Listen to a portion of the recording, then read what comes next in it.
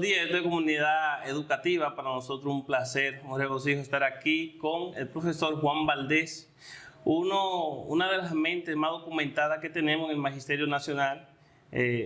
Reiterar las gracias por permitirnos hoy donar un poquito de su tiempo y asistirnos en esta pequeña entrevista o conversatorio. Muchas gracias a ustedes, es un placer. Profesor, nosotros sabemos que usted tiene el día de hoy el tiempo corto, ¿verdad? Aprovechar también para decirle a la comunidad educativa que vamos a hacer los esfuerzos para que usted vaya a compartir con nosotros en cabina. Pero, como dicen por ahí, vamos al grano.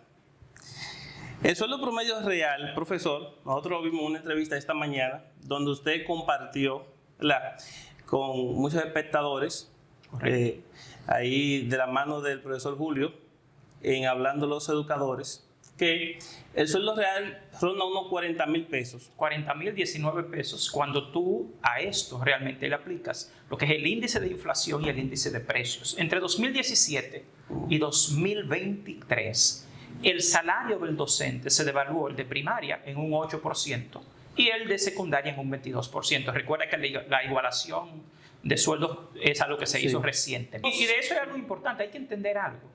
Tú buscas, según el Banco Central, cuál es el promedio de la canasta familiar y supera los 44,900 pesos. En el programa que nosotros hacemos de forma diaria, utilizamos la cifra de hace 2 años que es de 40,000 pesos. Incluso así, quedaría por debajo del salario del maestro. Yo prefiero referirme a este momento de la historia, porque ahora es el momento en el cual se está tratando de resolver el tema del aumento. Es decir, que ni aún así, el sueldo bruto del docente es una cosa y su salario promedio real es otra.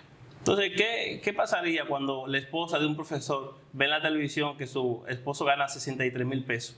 Bueno, mira, yo creo que acá hay un tema de psicología social. Una de las cosas que intentó hacer el Ministerio de Educación en la primera reunión con la ADP fue comparar el sueldo del docente con el sueldo promedio de los demás empleados públicos. Y esa es una comparación inapropiada. O sea, hay un adagio que te dice: mal de muchos, consuelo de tontos. Simón Bolívar decía que ser docente es la ocupación más noble que puede tener un ser humano. Los docentes están llamados a ser los intelectuales de la sociedad. Si algunos sectores de la sociedad tienen sueldos deprimidos por debajo de la canasta familiar promedio, esto no quiere decir que los docentes deban tenerlo, es todo lo contrario. Los docentes del país son un ejemplo para el resto de los empleados públicos del país sobre qué deben hacer para lograr sus derechos, para redimirlos y también para poder tener una vida digna. Aquí en América Latina en general, en las últimas décadas, los movimientos sindicales se han ido deteriorando. En República Dominicana, la Asociación Dominicana de Profesores tiene quizás el sindicato más estructurado, más unido y más consciente de sus derechos y también de sus deberes. O sea, comparar el sueldo promedio de los empleados públicos con el del docente es una comparación innecesaria e inoportuna. Los docentes no están solicitando un aumento comparándose con nadie más, sino con sus derechos laborales y con la naturaleza de su función pública.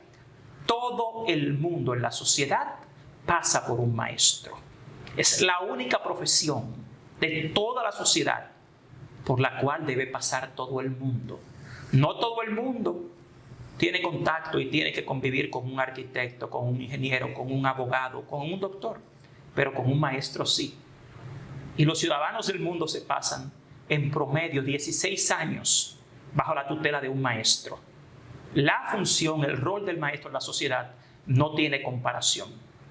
En términos económicos, el ministerio ha querido decir que ellos gastan más de 120,000 millones de pesos en remuneraciones a los docentes.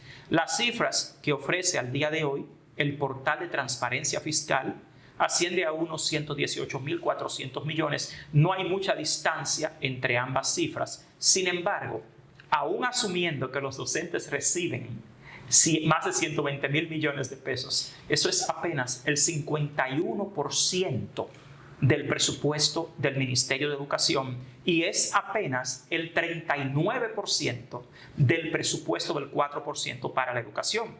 En el resto de los países de América Latina, el porciento que invierten los ministerios en remuneraciones a los docentes como parte del presupuesto de educación supera el 71%. Sin embargo, maestro, y hay cosa que lo interrumpa en ese punto, todos los periódicos de circulación nacional dicen lo contrario, presentan unas cifras. Los periódicos publican, y perdona que te interrumpa yo, Sí. los periódicos publican lo que les envían las instituciones públicas. Lo que usted ve en los periódicos no son investigaciones, son notas de prensa. Usted ve las mismas palabras, los mismos argumentos en todos los periódicos. Entonces, eso es obviamente una nota de prensa. Los periódicos reciben de las instituciones públicas una nota de prensa. Ahí no hay una investigación.